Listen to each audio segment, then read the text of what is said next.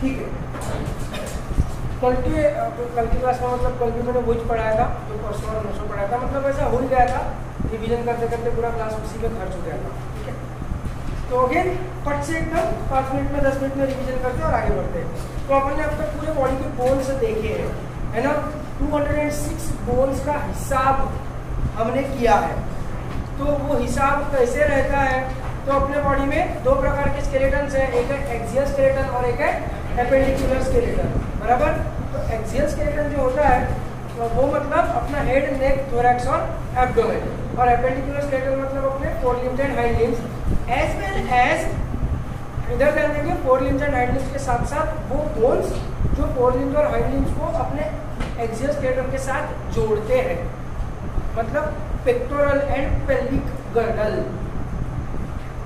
Pectoral and pelvic girdle, समझ में आ रहा है। तो एक्सियल स्केलेटन में क्या है अपने पास, हेड में है अपने पास स्कल, स्कल में अपने पास क्रेनियम है एंड फेशियल बोन्स है। क्रेनियल में 8 बोन्स है, फेशियल में 14 बोन्स है, total 22 bones, plus 3 malleus incus stapes, malleus incus stapes, तो 22 प्लस 6 हो गए 28, 28, प्लस यहाँ पर एक यू शेप्ड हायोइड बोन रहता है जिसके साथ अपनी टंग अटैच होती है, बराबर है। तो ये हो गया 29 प्लस एक स्टर्नम, दैट इज 30, बराबर, समझ में आ रहा है। फिर अपने रिब्स कितने हैं, 24, 12 प्लस 24, तो हो गया 54, और अपने पास 26 वर्टिब्रे है, मतलब हो गया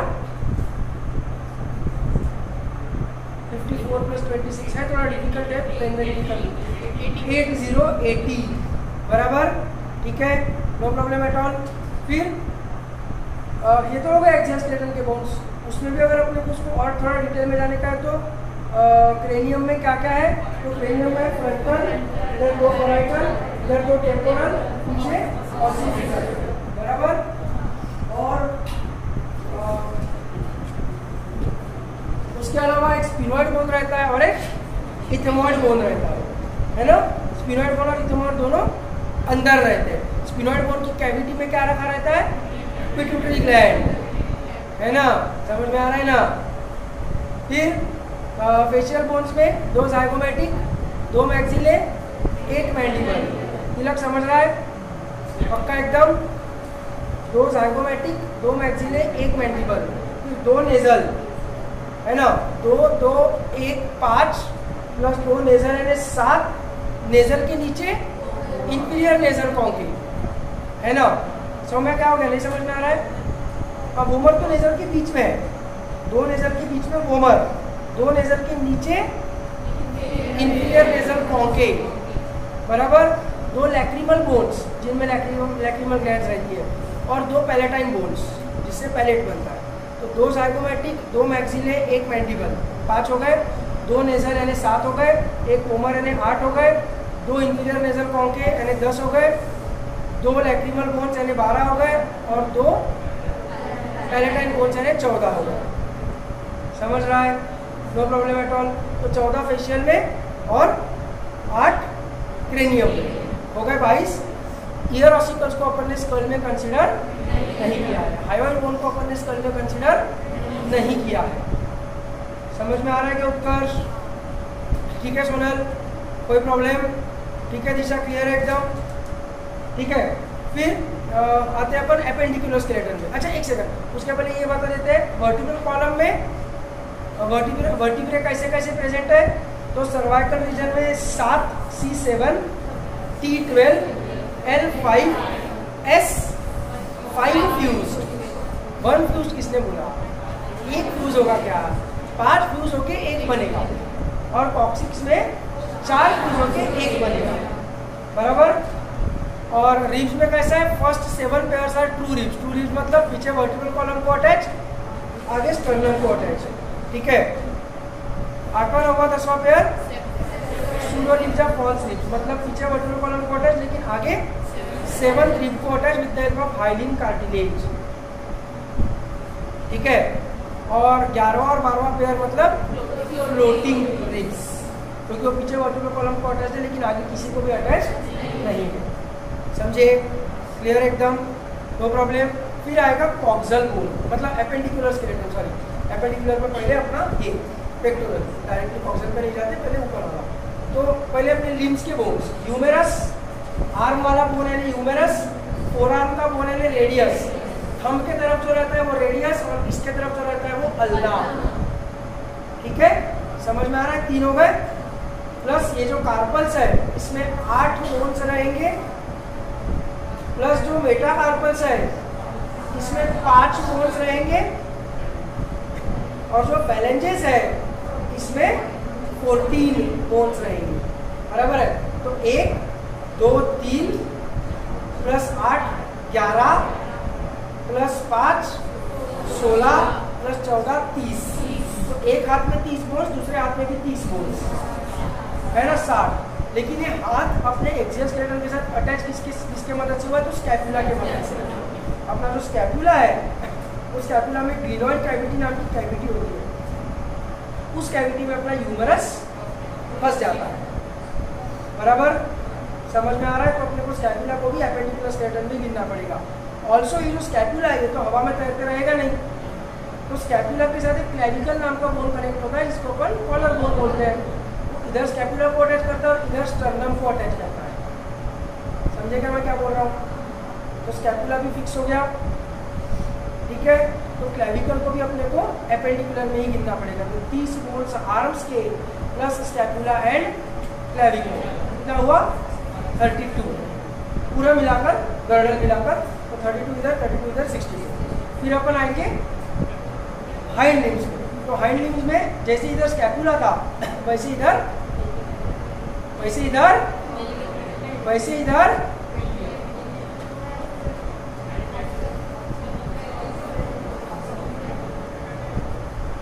बोल प्रगति, क्या? Coxal bone. ठीक है, कॉक्सा नहीं रहे, वो कॉक्सिक्स है। टेलबोन, टेलबोन इधर कहाँ से? इधर से टेल निकलती है क्या?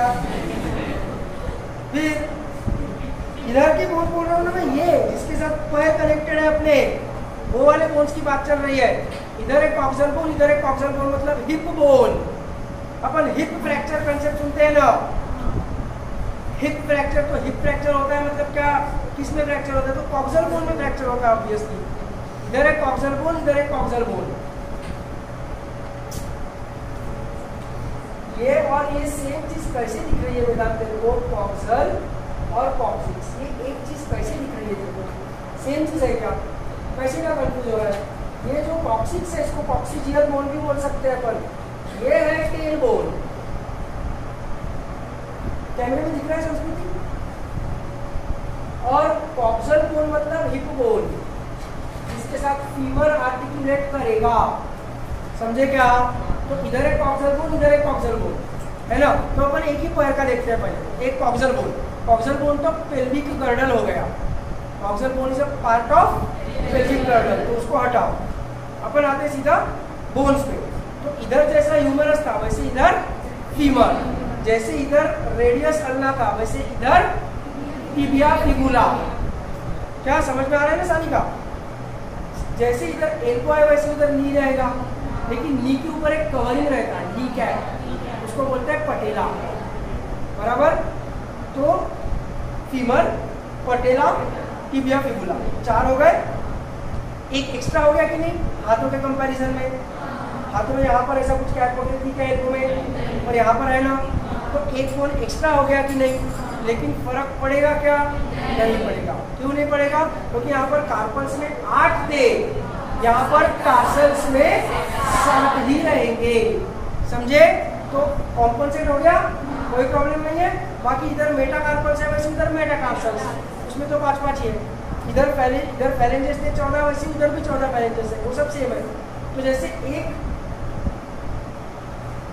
एक फोर लिम्ब में जैसे 30 बोन्स है वैसे ही एक हाइंड लिम्ब में भी 30 ही बोन्स रहेंगे। तुझे ध्यान दे,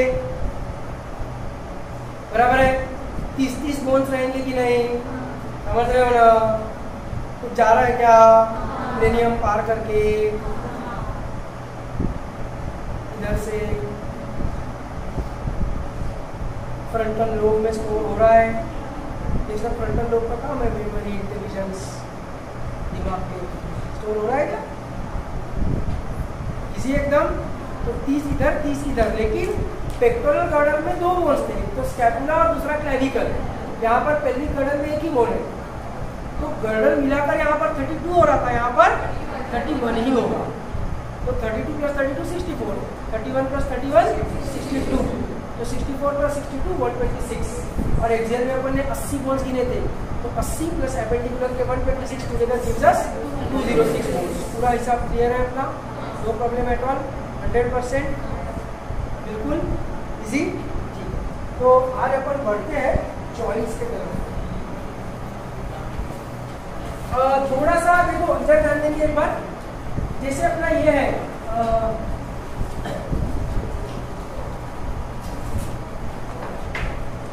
वर्टिकल कॉलम है, तो वर्टिकल कॉलम में कर्वेचर्स रहते हैं, ठीक है, वर्टिकल कॉलम में कर्वेचर्स रहते हैं। तो एनसीईआरटी अभी तुरंत एनसीईआरटी निकालना पड़ता, लेकिन एनसीईआरटी के डायग्राम में भी कर्वेचर दिखाए हुए हैं। फिर अपना ये जो है क्लैविकल, इसमें भी कर्वेचर रहते हैं। क्लैविकल ऐसा पहले नीचे रहता है, फिर ऐसा ऊपर आके स्कैपुला के साथ अटैच होता है ना। राइट क्लैविकल जो रहेगा वो ऐसा रहेगा, बराबर है। तो ये सब ऐसी छोटी मोटी चीज़ें हैं। फिर अपना जो स्टर्नम है, स्टर्नम का शेप ऐसा रहता है,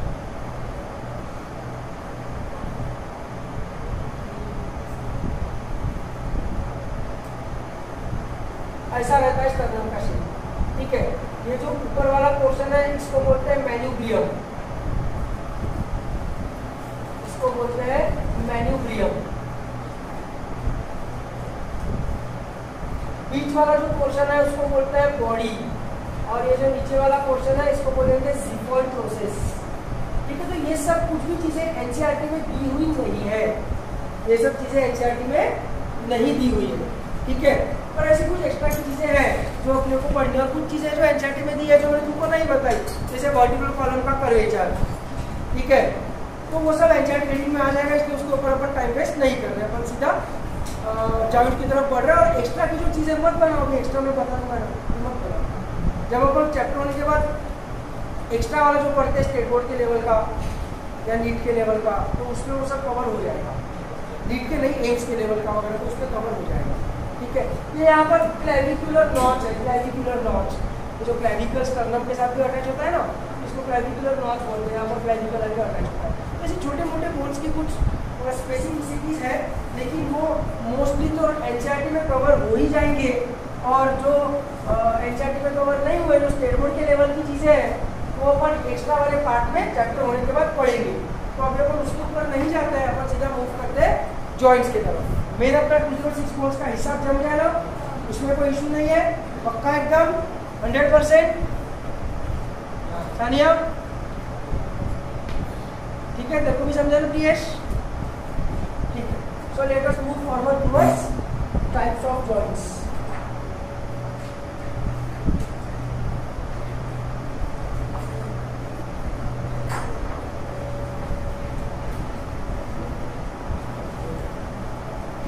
इधर ध्यान देंगे सब।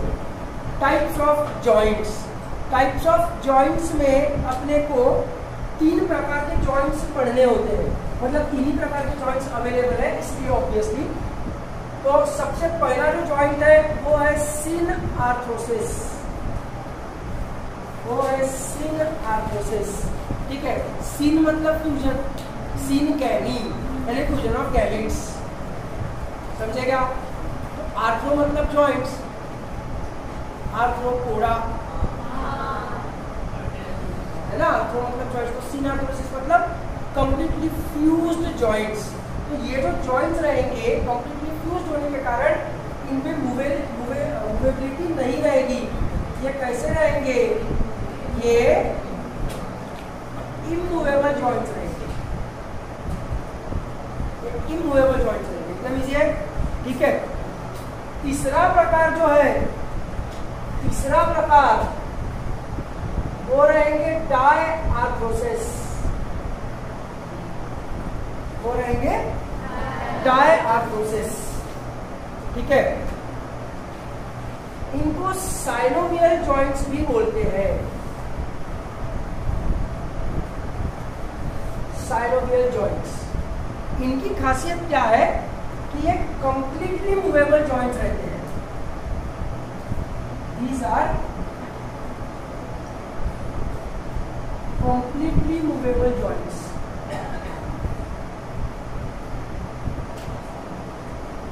समझे? ठीक है, इनको साइनोवियल क्यों बोलते हैं? ध्यान से मेरी बात सुनेंगे।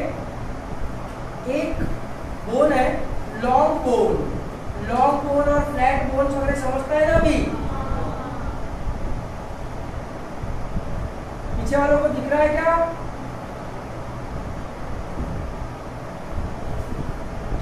दो लॉन्ग बोन्स है, दो लॉन्ग बोन्स के बीच का जॉइंट है सपोज, जैसे ह्यूमेरस और रेडियस के बीच, ठीक है, फीमर और टिबिया के बीच। समझ लो कोई भी लॉन्ग बोन्स के बीच में जब जॉइंट होता है तो उसमें क्या होता है? सबसे पहली बात, लॉन्ग बोन्स के जो एंड्स है, लॉन्ग बोन्स का जो टिप है, समझ में आ रहा है ना?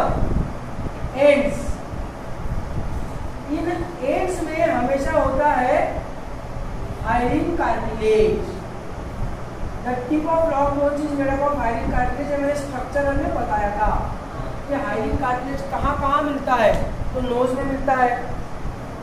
फिर कोस्टा मतलब रिब्स, जब स्टर्नम को फ्यूज होता है तो हाइलिन कार्टिलेज की मदद से होते हैं, ठीक है। वैसे ही टिप ऑफ लॉन्ग बोन्स पे भी हाइलिन कार्टिलेज रहता है। इसका पर्पस क्या है कि cartilage is less gritty than bone, bone is tougher. तो बोन में अगर फ्रिक्शन होगा तो ज्यादा डैमेज होगा, है ना? कार्टिलेज का अगर फ्रिक्शन होगा तो कंपैरेटिवली थोड़ा कम डैमेज होगा, पहली बात, इसलिए कार्टिलेज। दूसरी बात, कार्टिलेज अपन वहां पर रखते हैं लेकिन अपन फ्रिक्शन उनका होने भी नहीं देते। तो अपन फ्रिक्शन कैसे अवॉइड करते हैं? तो ये जो बोन्स की जो जॉइंट है, जॉइंट को कवर करके रखता है एक मेम्ब्रेन। इस मेम्ब्रेन को बोलते हैं साइनोवियल मेम्ब्रेन। इस मेम्ब्रेन को बोलेंगे साइनोवियल मेम्ब्रेन, ठीक है। और ये साइनोवियल मेम्ब्रेन क्या करता है? यहाँ पर अंदर, पीछे वालों को दिख रहा है, यहाँ पर दो जॉइंट्स के बीच में साइनोवियल फ्लूइड सिक्रीट करता है, साइनोवियल फ्लूइड। तो साइनोवियल फ्लूइड जैसे अपने ब्रेन में और स्पाइनल कॉर्ड में सेरिब्रोस्पाइनल फ्लूइड रहता है ना तनिषा, CSF, वैसे यहाँ पर ये फ्लूइड है, इसका काम क्या है? Basically lubrication. अरे ये अपना जो जॉइंट है, हिंज जॉइंट है, ये लिख मत, ये जो दरवाजे में जॉइंट दिख रहा है ये हिंज जॉइंट है, हिंज जॉइंट है, ठीक है, हिंज जॉइंट है। समझ में आ रहा है क्या? क्लियर एकदम? तो हिंज जॉइंट में दरवाजा अगर आवाज करने लग गया तो अपन क्या करते हैं? इसमें ऑयल डालते हैं। लुब्रिकेशन जरूरी है ना, ताकि फ्रिक्शन नहीं हो। तो बस साइनोवियल फ्लूइड भी लुब्रिकेशन का ही काम कर रहा है। बहुत मुश्किल बात है क्या? इसी कंसेप्ट है, ठीक है, नो प्रॉब्लम एट ऑल। तो साइनोवियल मेम्ब्रेन, साइनोवियल फ्लूइड और ये जो पूरा पोर्शन है, इसको together we will call as synovial capsule.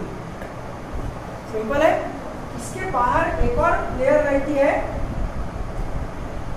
Synovial capsule के भी बाहर एक और लेयर रहती है,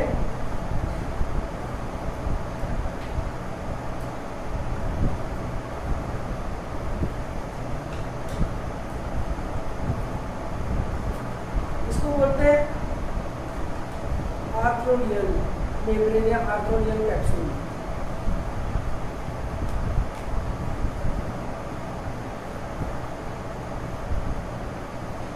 ठीक है, समझ में आ रहा है? इसका टेंशन मत लो। Synovial membrane, synovial fluid is more important. अरे मैं लिखने को समय दूंगा ना, प्लीज मत लिखो, सुनो ना। ये चीज समझ में आ रही है? इसको साइनोवियल जॉइंट क्यों बोलते हैं? मैंने तुमको दो प्रकार के एक प्रकार का आर्थराइटिस बताया था, अभी सेकंड प्रकार का आर्थराइटिस बताता हूँ।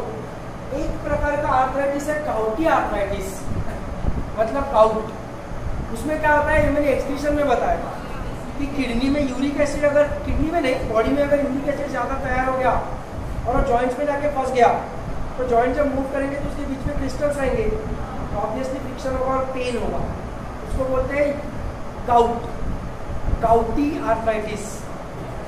और दूसरे प्रकार का जो आर्थराइटिस है वो है auto immune disorder. Auto immune disorder में क्या होता है कि अपने जो WBCs है वो अपने ही साइनोवियल मेम्ब्रेन को डिस्ट्रॉय करते हैं, तो साइनोवियल फ्लूइड नहीं आता है, तो ल्यूब्रिकेंट नहीं रहता है, तो फ्रिक्शन होगा ऑब्वियसली और बोन्स डैमेज होंगे, है ना। I don't know the Hindi और इंग्लिश वर्ड, तो मराठी वर्ड इज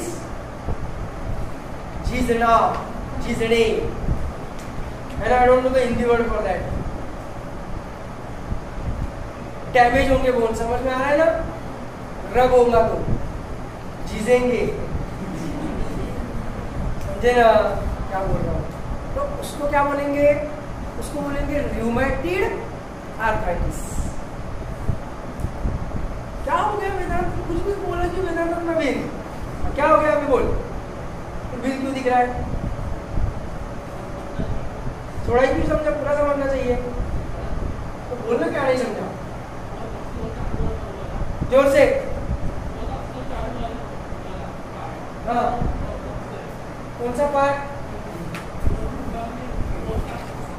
देखो साइनोवियल मेम्ब्रेन समझा, वो क्या सिक्रीट करता है, साइनोवियल फ्लूइड, वो जो सिक्रीट करता है, तो साइनोवियल मेम्ब्रेन को अगर अपने WBC से डिस्ट्रॉय कर दिया तो क्या होगा, फ्लूइड सिक्रीट नहीं होगा, उसके कारण क्या होगा, फ्रिक्शन होगा।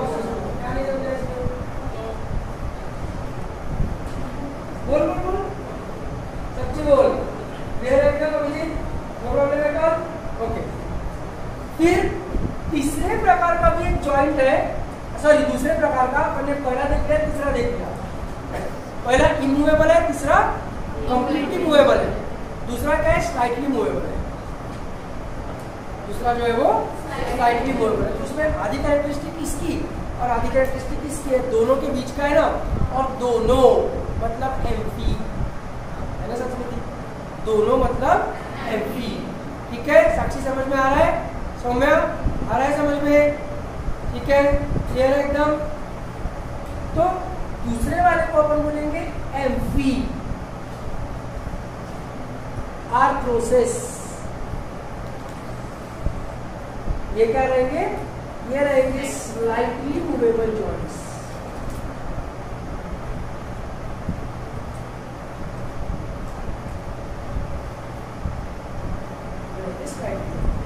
समझे, अब लिख लो, तब तक मैं वीडियो पॉज कर देता हूँ।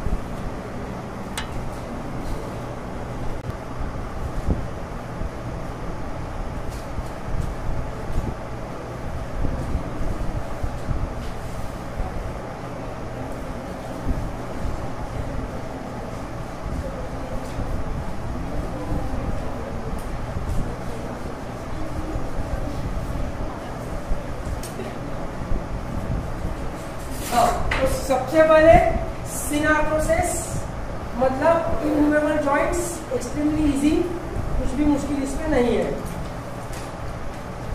सिनार्थ्रोसिस में देयर इज नथिंग डिफिकल्ट, एकदम इजी चीज है। क्यों इजी चीज है, क्योंकि इसका अपने को बहुत सारे एग्जांपल्स अवेलेबल है। पूरा का पूरा स्कल एक्सेप्ट मैंडिबल, बताया था ना, बाकी स्कल में कोई भी बोन मूवेबल नहीं है, ठीक है। हाँ बोल प्रगति, ठीक है, नो प्रॉब्लम एट ऑल। तो एग्जांपल्स की अपने पास कमी नहीं है। तो इमूवेबल जॉइंट्स में क्या क्या एग्जांपल्स आएंगे, पहला आएगा sutures of skull, sutures and stitches. Wound जब होती है, वुंड जब वुंड होती है तो अपन उसको स्टिच करते हैं, तो स्टिच कैसा दिखता है, वैसे स्कल के बोन्स भी अपन ऊपर से देखेंगे तो अपने को स्टिच्ड दिखते हैं, स्टिच्ड, तो उनको बोलते हैं स्यूचर्स, ठीक है। तो ये जो स्यूचर्स है इनके अलग अलग नाम है, वो नाम अपने को याद रखने की जरूरत नहीं है, लेकिन स्टेट बोर्ड के बुक में 11th स्टैंडर्ड में वो स्यूचर्स ऑफ स्कल दिए हुए हैं। अभी नए वाले में है क्या पता नहीं, पुराने वाले में तो थे, तो स्टेट बोर्ड की बुक में दिया, इसलिए मैं बता रहा हूँ। ध्यान से मेरी बात सुनेंगे। अपने को स्टेट बोर्ड से मतलब सिर्फ 12th स्टैंडर्ड के, क्योंकि बोर्ड में सिर्फ 12th स्टैंडर्ड के स्टेट बोर्ड से आने वाला है। फिर अपन 11th स्टैंडर्ड के स्टेट बोर्ड के बुक में क्या क्या दिया है, इसको क्यों भाव देते हैं, इसको भाव देने का अपना पर्पज ये दो पर्पज है। एक तो पहली बात कुछ एक्स्ट्रा इन्फॉर्मेशन मिल रही है तो प्रॉब्लम क्या है, ठीक है, प्रॉब्लम क्या है, तो नोट डाउन करके रख लेने का है। कभी गलती से नीट में बाहर से क्वेश्चन आ गया, स्टेट बोर्ड की बुक से वो कवर हो जाएगा, एक तो ये अपना सीधा सीधा फायदा है। दूसरी बात क्या है कि MHCET का जो सिलेबस है उसमें 80% क्वेश्चंस 12th स्टैंडर्ड के स्टेट बोर्ड की बुक से आते हैं और 20% 11th स्टैंडर्ड से आते हैं। तो 20% भी कोई कम नहीं हुआ ना। अपन स्टेट बोर्ड की बुक हमेशा पढ़ते रहते कि स्टेट बोर्ड की बुक में ये दिया हर चैप्टर में जहाँ जहाँ पर चांस मिलता है अपन पढ़ते रहते, कहीं पर कोई क्वेश्चन फंस गया MHCET में तो अपने को फायदा है, ठीक है। बाकी MHCET करके अपने को MBBS में एडमिशन मिलने नहीं वाली, फिर भी MHCET का फॉर्म अपन भरेंगे। उसका पर्पज़ क्या है कि MHCET के थ्रू एग्रीकल्चर में एडमिशन मिलती है। इन केस अगर अपना मेडिकल में सिलेक्शन नहीं होता है तो agriculture is the second best field. एक तो मैंने तुमको पिछली बार भी बताया था, ज़रूरी भी है कि यूथ ने वहाँ पर जाना चाहिए, वहाँ पर यानी अपने को खेतों में जाना पड़ता है क्या, नहीं जाना पड़ता है। दूसरी बात, रिसेशन फ्री और बहुत अच्छी फील्ड है, सही में मतलब ऐसे अपने खुद के लिए भी अच्छी फील्ड है। तो MHCET का फॉर्म तो अपन ऑब्वियसली भरेंगे, ठीक है। तो इसलिए अपन वो भी देखते रहते। तो sutures of cursive state board के बुक के कारण मैं तुमको बता रहा हूँ, बाकी उसका नीट के पॉइंट ऑफ व्यू से कोई टेंशन नहीं है, ठीक है। तो अपन स्कल को ऊपर से देख रहे हैं, तो ऊपर से देख रहे हैं तो अपने को फ्रंटल बोन दिखेगा और फ्रंटल बोन और पैराइटल बोन के बीच में जो सूचर है वो दिखेगा, ठीक है। अपने को पैराइटल बोन से दिखेंगे,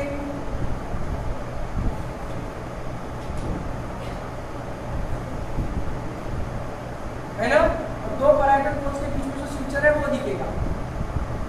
समझ में आ रहा है? अपन अगर ऊपर से देख रहे हैं स्कल को तो अपने को पीछे वाला ऑसिपिटल और साइड वाला टेम्पोरल दिखना पॉसिबल है क्या? और यहाँ पर अपने को तुमको फ्यूचर्स बताने हैं, इसलिए मैं जबरदस्ती टेम्पोरल भी दिखा रहा हूँ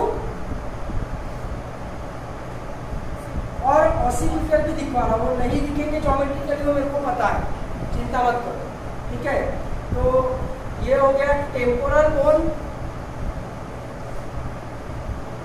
और ये हो गया ऑसिपिटल। ये ज्योमेट्रिकली ऐसा दिखना पॉसिबल नहीं है, बस अपने अंडरस्टैंडिंग के लिए, क्योंकि अपने को फ्यूचर्स देखने हैं। तो ये जो फ्यूचर है पहला वाला फ्रंटल बोन और पैराइटल के बीच में, इसको बोलते हैं मेटॉपिक फ्यूचर, इसको बोलते हैं मेटॉपिक फ्यूचर, है ना। समझ में आ रहा है? आज के डेट में मेन टॉपिक कौन सा चल रहा है पूरे दुनिया में? कोरोना। तो ये हो गया कोरोनल फ्यूचर। उनको याद रखने से मतलब, बाकी कोरोना नकली हो तो पता ही है, ठीक है। समझ में आ रहा है? फिर ये वाला रहेगा सैजिटल फ्यूचर, ये वाला रहेगा सैजिटल फ्यूचर। सैजिटल प्लेन बोलते ही है उसको। जैसे अपन वर्टिकल सेक्शन, ट्रांसवर्स सेक्शन लेते हैं ना, ऐसा ऐसा काटा तो उसको सैजिटल सेक्शन बोलते हैं। तुम स्कल को जब तुम जब फर्स्ट ईयर में जाओगे तो तुमको तुम्हारा एक्सटर्नल जो रहेगा प्रैक्टिकल्स में बोलेगा कि सैजिटल सेक्शन लेके दिखा, तो तुमको स्कल को ऐसे काटना पड़ेगा। ये वर्टिकल सेक्शन हो गया, ट्रांसवर्स सेक्शन हो गया। समझ में आ जाएगा? ये जो है सैजिटल सेक्शन, बात समझ में आ रही है? तो इसको सैजिटल सेक्शन बोलना एकदम कॉमन सेंस है ना। मेटॉपिक भी याद रह जाएगा, कोरोनल भी याद रह जाएगा, सैजिटल भी याद रह जाएगा। बस इसका नाम अजीब है, इसके नाम के लिए मेरे पास कोई टिप भी नहीं है और बहुत डिफिकल्ट भी नाम है। ये है lambdoidal suture, this one is lambdoidal suture, ठीक है। समझ में आ रहा है? तो sutures of skull immovable bones हो। फिर दूसरा है गोम्फोसिस, दूसरा है गोम्फोसिस। गोम्फोसिस मतलब attachment of teeth with jaw, attachment of teeth with jaw, वो भी मूवेबल है ना। हाथ हिलने लग गया तो वो जॉइंट है, मूवेबल जॉइंट हो गया क्या? नहीं, समझे? ठीक है। और तीसरा है between tibia and fibula. Tibia and fibula एक दूसरे के साथ कनेक्टेड है। टिबिया एंड फिबुला एक दूसरे के साथ कनेक्टेड है, लेकिन उनके बीच में मूवमेंट है क्या? बोले रेडियस और अल्ना के बीच में मूवमेंट है, और टिबिया फिबुला के बीच में तुम ऐसा रेडियस को पकड़ो, ऐसे अल्ना को पकड़ो, और ऐसे अगर हाथ हिलाओ तो तुमको रेडियस और अल्ना में with respect to each other movement feel होगी, लेकिन टिबिया फिबुला में वैसा पॉसिबल नहीं।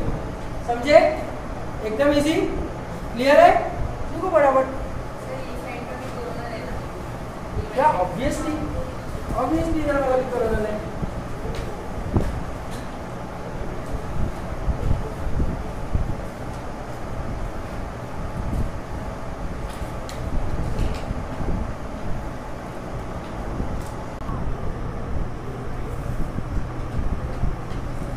पिछले हफ्ते अपने 2 क्लास वेस्ट हुए, इस हफ्ते अपने 2 क्लास वेस्ट हुए, इसलिए अब ये कोरोना का ना बहुत हो गया अभी नाटक, इसको और भाव नहीं देने का कोरोना का। अभी तो वैक्सीन भी आ गए, लोग चंद्रपुर में वैक्सीन ले रहे, लोग स्टेटस डाल रहे, अभी क्यों डर रहे हैं मेरे को समझ में नहीं आ रहा है।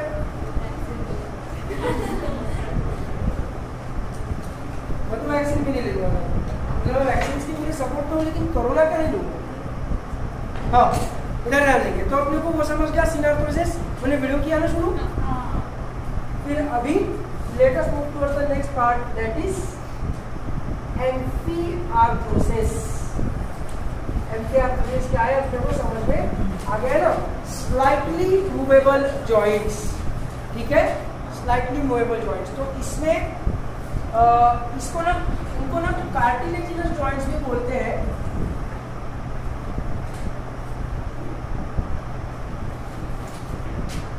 इनको कार्टिलेजिनस जॉइंट्स बोलने का रीजन ये है क्योंकि यहाँ पर जब 2 बोन्स आर्टिकुलेट होते हैं तो उनको कार्टिलेज की मदद से अटैच होते हैं, लिगामेंट की मदद से अटैच नहीं होते, कार्टिलेज की मदद से अटैच होते हैं, इसलिए इनको कार्टिलेजिनस जॉइंट्स भी बोलते हैं। ये स्लाइटली मूवेबल जॉइंट्स है, पूरा फ्रीडम तो नहीं देंगे, पूरा 100% मूवमेंट अलाउ नहीं करेंगे, लेकिन स्लाइट मूवमेंट अलाउ करेंगे। For example vertebral column, for example vertebral column. Vertebral column में अरे क्या लिखते रहती है, ध्यान से सुन, सब देता हूँ मैं समझ लिखने के लिए। Vertebral column slightly movable joint है। तुम लोग क्या बात कर रहे हो सर, अपन तो पूरा नीचे झुक सकते हैं, ऐसी क्या बात कर रहे हो? लेकिन अपन जब नीचे झुकते हैं तो अपन कमर से नीचे झुक रहे हैं, समझ में आ रहा है क्या? कमर को स्ट्रेट रखो और मुंडी को भी ऐसे नहीं करने का। ये जो मूवमेंट है इंटरवर्टिब्रल जॉइंट नहीं है, इसको यस जॉइंट बोलते हैं, समझे क्या? यस सर, इसको यस जॉइंट बोलते हैं, इसको नो जॉइंट बोलते हैं। नो नो नो नो, नहीं समझा, कुछ भी नहीं समझा, मेरे वेदांत ऐसा नहीं करता। तो यस जॉइंट नो जॉइंट समझ रहे ना, ये इंटरवर्टिब्रल जॉइंट नहीं है। ये जो यस जॉइंट है ये ऑसिपिटल कॉन्डाइल और एटलस के बीच का जॉइंट है, क्या है मैं बताऊंगा। और नो जॉइंट इंटरवर्टिब्रल जॉइंट है, लेकिन वो स्पेशल टाइप का जॉइंट है एटलस और एक्सिस के बीच में। एटलस है ना पहला वर्टिब्रा, एक्सिस है ना दूसरा वर्टिब्रा, ये नो जॉइंट है। पर बाकी जो अपना वर्टिब्रल कॉलम है उसमें ओनली स्लाइट मूवमेंट पॉसिबल है। कमर को स्ट्रेट रखो, नेक को स्ट्रेट रखो और सिर्फ वर्टिब्रल कॉलम की मूवमेंट करके देखो, इससे ज़्यादा हो ही नहीं सकती है। समझ रहे हो क्या बोल रहा हूँ? कमर से झुकोगे तो अलग बात है, कमर से नहीं झुकने का, नेक को भी नीचे नहीं करने का, सिर्फ वर्टिब्रल कॉलम की मूवमेंट। और शोल्डर भी नहीं है, ये भी नहीं करने का, सिर्फ वर्टिब्रल कॉलम की मूवमेंट देखो ना। जीरो है क्या, लेकिन कंप्लीटली मूवेबल जॉइंट है क्या? समझ में आ रहा है? क्लियर एकदम, नो प्रॉब्लम एट ऑल। तो ऐसे जो जॉइंट्स होते हैं इनको स्लाइटली मूवेबल जॉइंट्स बोलते हैं। तो स्लाइटली मूवेबल जॉइंट्स में 2 प्रकार है। एक है जो हाइलिन कार्टिलेज की मदद से अटैच होते हैं, मतलब कार्टिलेज है इसके लिगामेंट की मदद से अटैच नहीं हुए ना, कार्टिलेज की मदद से अटैच हुए, समझ रहे ना, सच्ची एकदम। तो एक तो हाइलिन कार्टिलेज की मदद से अटैचमेंट हो सकती है, या फिर फाइब्रस कार्टिलेज की मदद से अटैचमेंट हो सकती है, या फिर फाइब्रस कार्टिलेज के मदद से अटैचमेंट हो सकती है। समझ गए ना पूजा? क्लियर एकदम? तो हाइलिन कार्टिलेज की मदद से अटैचमेंट होने वाला एग्जाम्पल क्या है? तो उसका एग्जाम्पल है एपीफाइजियल प्लेट। बताया था कि स्ट्रक्चर के बाद देखो, ये हो गया एपीफाइसिस, ये हो गया डायफाइसिस, और ये हो गया फिर से एपीफाइसिस। ठीक है, इनको अपन, हाँ बताया था ना, मेरे को याद है, इनको अपन एपीफाइसिस बोलते हैं। एक ही को लेबल किया है इसलिए एपीफाइसिस दिख रहा हूँ, दोनों को लेबल किया तो एपीफाइसिस दिखेंगे, SES प्लूरल। ठीक है, ये जो होता है डायफाइसिस होता है। अपन ने, ये तो मैंने बताया था पक्का, क्योंकि फिर अपन ने इसको काटा था और इसको भी काटा था, उसका हाँ फिर ऐसे नहीं काटा था, ऐसे काटा था तब अपने को हेमरशियल कनाल वैसे वोकमस कनाल से कनेक्टेड है वो दिखा था, है ना। तो एनीवेज पॉइंट इज कि इन growing children, in newborn babies, epiphysis और डायफाइसिस के बीच में कार्टिलेज की पट्टी होती है। एपीफाइसिस और डायफाइसिस के बीच में कार्टिलेज होता है, हाइलिन कार्टिलेज। इस पोर्शन को बोलते हैं एपीफाइजियल प्लेट। एपीफाइजियल प्लेट ये किससे बना हुआ है? हाइलिन कार्टिलेज से बना हुआ है। उनको जाइजेंटिज्म और एक्रोमेगाली बताया था क्या मैंने? ध्यान से सुनो, कुछ लिखने का नहीं है, ध्यान से सुन बस। क्या होता है कि epiphyseal plate is the region which actually grows. When we say that we are growing children है ना, इसलिए कॉम्प्लान पीओ ऑब्जेक्ट्स पीओ एडवर्टाइजमेंट देखते हैं ना अपन, तो ग्रोथ हो रही है बोन्स की, मतलब एग्जैक्टली क्या हो रहा है? तो बोन्स की ग्रोथ हो रही है, मतलब एपीफाइजियल प्लेट्स ग्रो हो रहे हैं। Epiphyseal plate is the region जहां पर ग्रोथ होती है। समझ में आ रहा है? संतनु आ रहा है समझ में? तो एपीफाइजियल, जब ग्रोथ हार्मोन आता है तो एपीफाइजियल प्लेट को स्टिमुलेट करता है ग्रोथ करवाने के लिए। अब बचपन में, वैसे ये चीज 12th स्टैंडर्ड में हॉर्मोन्स वाले चैप्टर में आएगी, लेकिन अभी टॉपिक निकला है तो बता दे रहा हूँ। बचपन में मतलब ग्रोइंग एज में, कैल्शियम सैंडोज और हॉर्लिक्स वाले एज में, 10 साल की उम्र में, 12 साल की उम्र में, जब अपनी ग्रोथ हो रही है, उस समय जब ग्रोथ हार्मोन आता है तो वो एपीफाइजियल प्लेट को स्टिमुलेट करता है ग्रो होने के लिए। ठीक है, शायद मैंने कल की क्लास, कल बताया था क्या? शायद मैंने कल बताया था ना। तो उस समय अगर एक्सेस ग्रोथ हार्मोन आ गया बॉडी में तो एपीफाइजियल प्लेट एक्सेस ग्रो हो जाएंगे, तो बोन्स एक्सेस ग्रो हो जाएंगे, तो ग्रोथ एक्सेस हो जाएगा और उस डिजीज को अपन बोलेंगे जाइजेंटिज्म। इसमें 7 फीट के 8 फीट के ह्यूमन बींग्स रहते हैं। That is because of excess secretion of growth hormone from the pituitary gland in childhood. लेकिन अडल्टहुड में अगर ज्यादा ग्रोथ हार्मोन सिक्रीट हुआ तो एपीफाइजियल प्लेट तो ऑसिफाई हो चुका है, एपीफाइजियल प्लेट बोन में कन्वर्ट हो चुका है, वो भी कार्टिलेज नहीं बचा है। उसी का समझ में आ रहा है क्या? सबको आ रहा है समझ में? क्या रे? ठीक है ना, एपीफाइजियल प्लेट अभी बोन में कन्वर्ट हो चुका है, वो ऑसिफाई हो चुका है। ठीक है अभिजीत? ठीक है तारकेश्वरी? तो वहां पर अभी ग्रोथ नहीं हो सकती, ग्रोथ अपनी रुक चुकी है। जब अपन बोलते हैं कि ग्रोथ रुकी है तो उसका मतलब रहता है एपीफाइजियल प्लेट ऑसिफाई हो जाना। रिद्धि आ रहा है समझ में? रिद्धि आ रहा है समझ में? पीछे भी एक रिद्धि है ना, हाई कर दो इसको। ठीक है, तो अब क्या होगा? अडल्टहुड में अगर एक्सेस ग्रोथ हार्मोन सिक्रीट हुआ तो लेंथ तो नहीं बढ़ पाएगी लॉन्ग बोन्स की, लेकिन जो फ्लैट बोन्स है जैसे frontal bone, parietal bone, temporal bone, occipital bone, ये जो छोटे मोटे बोन्स है ये ग्रो होने लग जाएंगे, क्योंकि इनमें एपीफाइजियल प्लेट का कोई टेंशन ही नहीं है। तो हाइट तो नहीं बढ़ पाएगी लेकिन शरीर आड़ा टेढ़ा होने लगेगा। समझा क्या वेदांत क्या बोल रहा हूँ? तो उस डिजीज को बोलते हैं एक्रोमेगैली। बचपन में अगर ज्यादा ग्रोथ हार्मोन रिलीज हुआ तो जाइजेंटिज्म, और अडल्टहुड में अगर ज्यादा ग्रोथ हार्मोन सिक्रीट हुआ तो एक्रोमेगैली। एक्रोमेगैली का शिकार है WWE वाला खली, वो जाइजेंटिज्म का भी शिकार है और एक्रोमेगैली का भी शिकार है। मतलब उसके बचपन में भी ग्रोथ हार्मोन ज्यादा सिक्रीट हुआ इसलिए वो 8 फीट का वगैरह है ना कुछ तो भी, और उसके अडल्टहुड में भी ज्यादा ग्रोथ हार्मोन सिक्रीट हुआ है, पर अडल्टहुड में एपीफाइजियल प्लेट ब्लॉक होने के बाद ग्रोथ तो हो नहीं सकती, तो फिर उसके जो शॉर्ट बोन्स है, फ्लैट बोन्स है, वो ग्रो होने लगते हैं। तो उसका स्कल देखना, स्कल का शेप उसका अलग ही है। उसका जो मैंडिबल है वो ऐसा है, वो बात भी नहीं कर पाता अच्छे से, उसके कारण उसका फोरहेड ऐसा बाहर निकला हुआ है, ठीक है। इवन उसका जो टॉर्सो है, टॉर्सो में भी अलग ही शेप है उसके बॉडी का, कुछ तो भी सिमेट्री नहीं है उसके बॉडी के शेप में। That is because of acromegaly. समझ में आ रहा है? क्लियर एकदम? जाइजेंटिज्म, एक्रोमेगैली, दोनों चीजें क्लियर। तो एपिफाइजल प्लेट का रोल क्लियर है। तो इसका ग्रोथ में तो रोल है ही, लेकिन वो अभी बोन है क्या चाइल्डहुड में, वहां पर अभी है cartilage. And cartilage is obviously, भले ही हाइलिन कार्टिलेज है जो कि टफ रहता है कंपैरेटिवली, लेकिन कंपेयर टू बोन तो उसमें ज्यादा फ्लेक्सिबिलिटी रहती है। तो छोटे बच्चों में एपिफाइसिस और डायफाइसिस में हल्की सी मूवमेंट, स्लाइट मूवमेंट पॉसिबल है। तो छोटे बच्चे जो न्यूबॉर्न में भी से specially, they are much more flexible than adults. उसके रीजन है दो। एक तो उनके बोन्स अब तक फ्यूज नहीं हुए हैं। तुमको पता होगा कि अडल्ट्स में 206 बोन्स है, लेकिन चिल्ड्रन में नियरली 300 के आसपास बोन्स होते हैं, न्यूबॉर्न बेबीज में और ग्रोइंग चिल्ड्रन में, एकदम टॉडलर्स में वगैरह 300 के आसपास बोन्स होते हैं। तो फिर क्या होता है, बोन्स फ्यूज होते जाते हैं। अभी सेक्रल रीजन में श्रुति 5 बोन फ्यूज हो गए, तो अपन उसको फिर एक ही बोन कंसिडर करते हैं ना। इधर ऑक्सल में इलियम, इस्चियम, प्यूबिस फ्यूज हो गया, तो अब अपन उसको एक ही बोन कंसिडर कर रहे हैं ना। वैसे बोन्स फ्यूज हो जाते हैं, फिर अपन उनको एक ही बोन कंसिडर करते जाते हैं। इसलिए फिर अडल्टहुड में नंबर बिकम्स 206। समझी क्या? एकदम इजी है।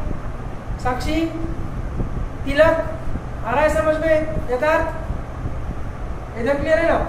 तो इसलिए उनकी फ्लेक्सिबिलिटी एक तो ज्यादा रहेगी, क्योंकि बोन्स कनेक्टेड नहीं रहेगी, दूर दूर रहेगी, तो दो बोन्स के बीच में मूवमेंट हो पाएगी। बोन कनेक्ट होकर एक बोन हो गया तो फिर उसके बीच में मूवमेंट नहीं हो पाएगी, कॉमन सेंस है। ऊपर से उनके जो लॉन्ग बोन्स है उनमें एपिफाइजल प्लेट है जिसमें स्लाइट मूवमेंट पॉसिबल है, क्योंकि स्लाइटली मूवेबल जॉइंट है। That is why they are comparatively more flexible than adults. सभी आ रहा है समझ में? एकदम इजी। बढ़ो आगे, ठीक है। तो हाइलिन कार्टिलेज से फ्यूज होने वाले जो मूवमेंट है उसका एक एग्जांपल तो हो गया एपिफाइजियल प्लेट, है ना। ये पहला एग्जांपल हो गया एपिफाइजियल प्लेट। दूसरा एग्जांपल कैमरे में आ रहा है ना। दूसरा example first rib end sternum.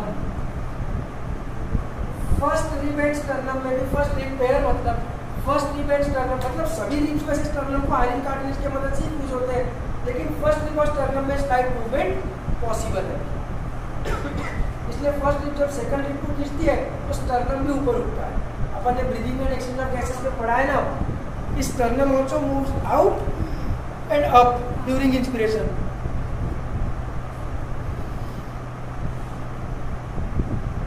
समझ रहे हैं ना? तो स्टर्नम की जो मूवमेंट है वो क्यों पॉसिबल है? बिकॉज ऑफ जो फर्स्ट रिब और स्टर्नम है उसमें भी स्लाइट मूवमेंट पॉसिबल है। आ रहा है समझ में? क्लियर एकदम, no problem at all. State board की बुक में ओके ना, नई वाली में मेरे को पता नहीं, पुराने वाले में स्टेट बोर्ड ने रेडियस और अल्ना का भी एग्जांपल दिया है स्लाइटली मूवेबल जॉइंट में, लेकिन वो नहीं है वैसा। रेडियस और अल्ना में स्लाइटली मूवेबल है, उनकी मूवमेंट स्लाइट है, लेकिन वो साइनोवियल जॉइंट है, इसको पाइवट जॉइंट बोलते हैं। ठीक है, तो मैं यहाँ पर नहीं लिख रहा हूँ, लेकिन स्टेट बोर्ड में अपने को दिखा, अगर तो टेंशन नहीं लेनी, स्टेट बोर्ड में दिया हुआ है तो ये बता देना।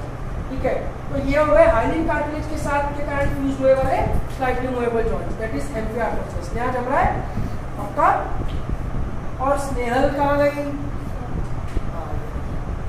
समझ में आ रहा है? और श्रुति के पीछे एक चीज तो है कि नाम अगर नहीं ध्यान में आया साक्षी बोल दे देगा, तुक्का लगने के चांसेस बहुत ज्यादा है। ठीक है, लेकिन तुक्का सिर्फ मैं मारूंगा, तुमने नहीं मारने का। नीट में MHCT में मार सकते, क्यों? नेगेटिव मार्किंग नहीं। ठीक है, तो फाइब्रस कार्टिलेज से फ्यूज्ड अगर जॉइंट्स होंगे, स्लाइटली मूवेबल जॉइंट्स के दो प्रकार है। एक तो वो जिसमें हाइलिन कार्टिलेज का, छोड़ो स्लाइटली मूवेबल नहीं बोलता हूँ, कार्टिलेजिनस जॉइंट्स के दो प्रकार है। एक वो जो हाइलिन कार्टिलेज से ज्वाइन हुए दो बोन्स, और एक वो जिसमें फाइब्रस कार्टिलेज से दो बोन से ज्वाइन हुए हैं, है ना। समझ में आ रहा है ना? तो हाइलिन कार्टिलेज वालों के एग्जांपल अपन ने दो देखे, एक है एपिफाइजियल प्लेट और दूसरा है first rib pair and sternum. ठीक है ना, एकदम इजी है ना। और फाइब्रस कार्टिलेज के कारण फ्यूज्ड वाले जो एग्जांपल्स है उसमें पहला आएगा इंटरवर्टिब्रल जॉइंट्स,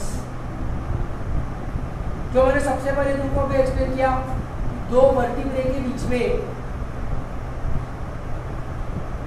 इंटरवर्टिब्रल जॉइंट्स, दो वर्टिब्रे के बीच में। समझी क्या प्रगति? क्लियर है एकदम? No problem at all. तो वो भी स्लाइटली मूवेबल जॉइंट है, लेकिन उसमें कौन सा कार्टिलेज है? फाइब्रस कार्टिलेज है। समझे? और दूसरा है सिम्फाइसिस। सिम्फाइसिस मतलब इसको भी सिम्फाइसिस ही बोलते हैं। जब फाइब्रस कार्टिलेज के मदद से अटैचमेंट होती है तो उसको एक्चुअली सिम्फाइसिस बोलते हैं, ठीक है। और हाइड्रिन कार्टिलेज के मदद से जब होता है तो उसको सिम्कॉन्ड्रोसिस बोलते हैं। कॉन्ड्रो मतलब कार्टिलेज, ठीक है। ये भी सिम्फाइसिस है, लेकिन एक सिम्फाइसिस है जो अपने लिए बहुत मतलब वो स्पेसिफिक है बहुत, that is pubic symphysis. That is pubic symphysis. समझ में आ रहा है? इधर देखना, प्यूबिक सिम्फाइसिस में क्या होगा? टू कॉक्सल बोन्स का कनेक्शन है, दो कॉक्सल बोन्स कनेक्टेड होते हैं बाय प्यूबिक सिम्फाइसिस।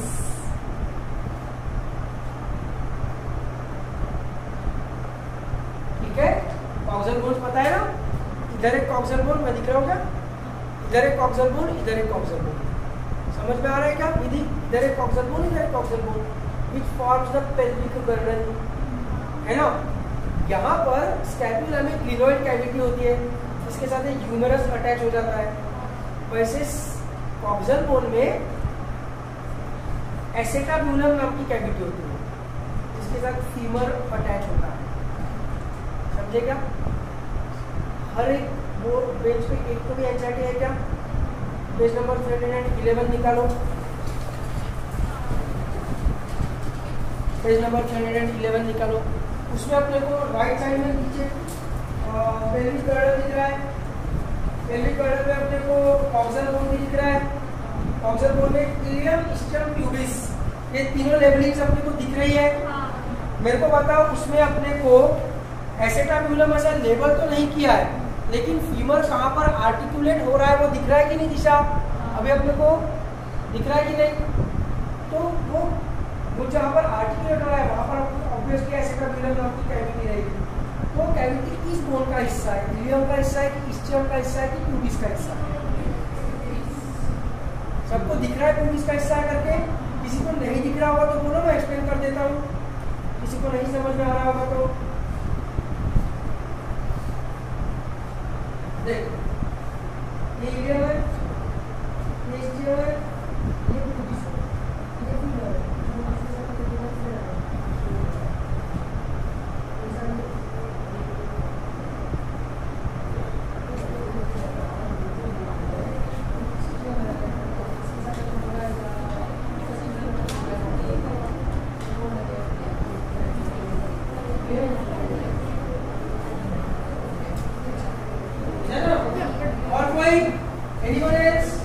थोड़ी सी टैगिंग लूंगा आगे, बाकी ज्यादा टेंशन मत लो, बिंदास था उठाओ। ये था बहुत में क्या?